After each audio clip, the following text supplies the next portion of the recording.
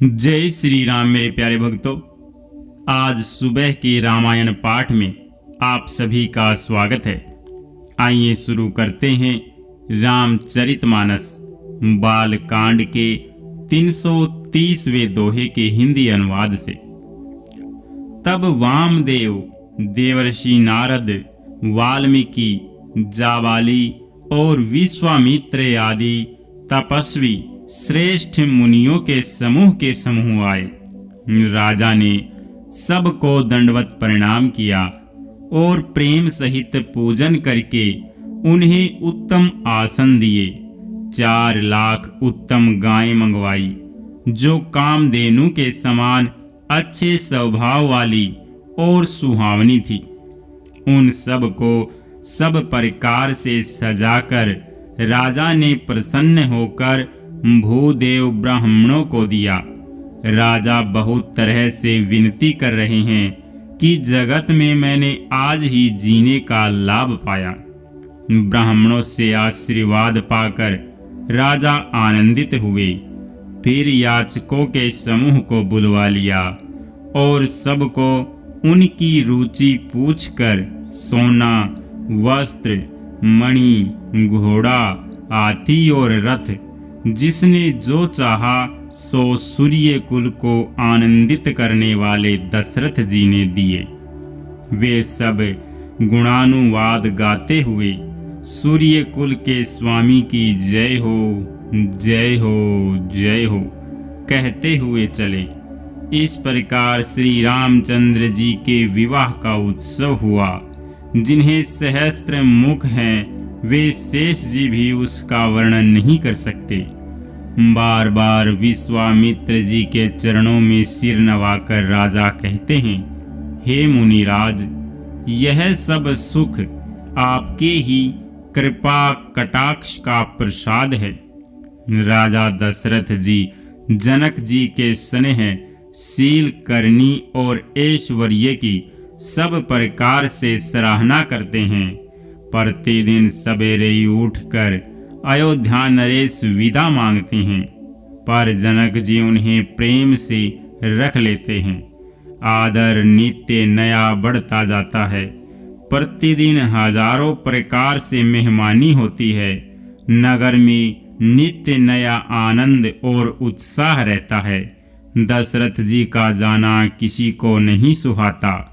इस प्रकार बहुत दिन बीत गए, मानो बाराती स्नेह की रस्सी से बंध गए हैं। तब विश्वामित्र जी और सतानंद जी ने जाकर राजा जनक को समझाकर कहा, यद्यपि आप स्नेह नहीं छोड़ सकते तो भी अब दशरथ जी को आज्ञा दीजिए। हे नाथ, बहुत अच्छा कहकर जनक जी ने मंत्रियों को बुलवाया। वे आए और जय जीव कहकर उन्होंने मस्तक नवाया।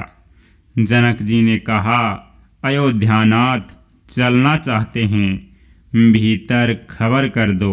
जनकपुर वासियों ने सुना कि बारात जाएगी। तब वे व्याकुल होकर एक दूसरे से बात पूछने लगे। जाना सत्य है, यह सुनकर सब ऐसे उदास हो गए मानो संध्या के समय कमल सकुचा गए हों। आते समय जहाँ जहाँ बाराती ठहरे थे वहाँ वहाँ बहुत प्रकार का सीधा रसोई का सामान भेजा गया। अनेकों प्रकार के मेवे, पकवान और भोजन की सामग्री जो बखानी नहीं जा सकती, अनगिनत बैलों और कहारों पर भर भर कर लाद लाद कर भेजी गई। साथ ही जनक जी ने अनेकों सुंदर यस्साएं यानी पलंग भेजे। 1 लाख घोड़े और 25,000 रथ सब नख से शिखा तक ऊपर से नीचे तक सजाए हुए। 10,000 सजे हुए मतवाले हाथी, जिन्हें देखकर दिशाओं के हाथी भी लज्जा जाते हैं। गाड़ियों में भर भर कर सोना, वस्त्र और रत्न और भैंस गाय तथा और भी नाना प्रकार की चीजें दी। इस प्रकार जनक जी ने फिर से अपरिमित दहेज दिया, जो कहा नहीं जा सकता और जिसे देखकर लोकपालों के लोगों की संपदा भी थोड़ी जान पड़ती थी। इस प्रकार सब सामान सजाकर राजा जनक ने अयोध्यापुरी को भेज दिया। बारात चलेगी, यह सुनते ही सब रानियां ऐसी विकल हो गई मानो थोड़े जल में मछलियां छटपटा रही हों। वे बार बार सीता जी को गोद कर लेती हैं और आशीर्वाद देकर सिखावन देती हैं, तुम सदा अपने पति की प्यारी हो, तुम्हारा सुहाग अचल हो, हमारी यही आशीष है। सास ससुर और गुरु की सेवा करना, पति का रुख देखकर उनकी आज्ञा का पालन करना। स्याणी सखियां अत्यंत स्नेह के वश कोमल वाणी से स्त्रियों के धर्म सिखलाती हैं। आदर के साथ सब पुत्रियों को समझाकर रानियों ने बार बार उन्हें हृदय से लगाया। माताएं फिर भेंटती और कहती हैं कि ब्रह्मा ने स्त्री जाति को क्यों रचा। उसी समय सूर्य वंश के पताका स्वरूप श्री रामचंद्र जी भाइयों सहित प्रसन्न होकर विदा कराने के लिए जनक जी के महल को चले। स्वभाव से ही सुंदर चारों भाइयों को देखने के लिए नगर के स्त्री पुरुष दौड़े। कोई कहता है आज ये जाना चाहते हैं। विदेह ने विदाई का सब सामान तैयार कर लिया है। राजा के चारों पुत्र इन प्यारे मेहमानों के रूप को नेत्र भर कर देख लो। हे सयाणी, कौन जाने किस पुण्य से विधाता ने इन्हें यहाँ लाकर हमारे नेत्रों का अतिथि किया है। मरने वाला जिस तरह अमृत पा जाए, जन्म का भूखा कल्प वृक्ष पा जाए और नरक में रहने वाला जीव जैसे भगवान के परम पद को प्राप्त हो जाए, हमारे लिए इनके दर्शन वैसे ही हैं।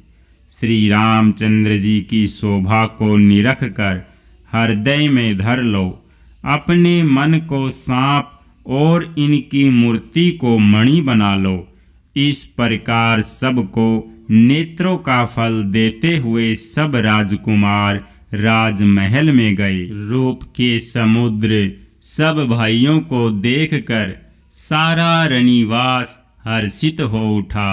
सासुएं महान प्रसन्न मन से निछावर और आरती करती हैं। जय श्री राम। मेरे प्यारे भक्तों, आज सुबह के पाठ को हम यहीं पर विश्राम करते हैं। मिलते हैं शाम के रामायण पाठ में। तब तक के लिए आप सभी को जय जय श्री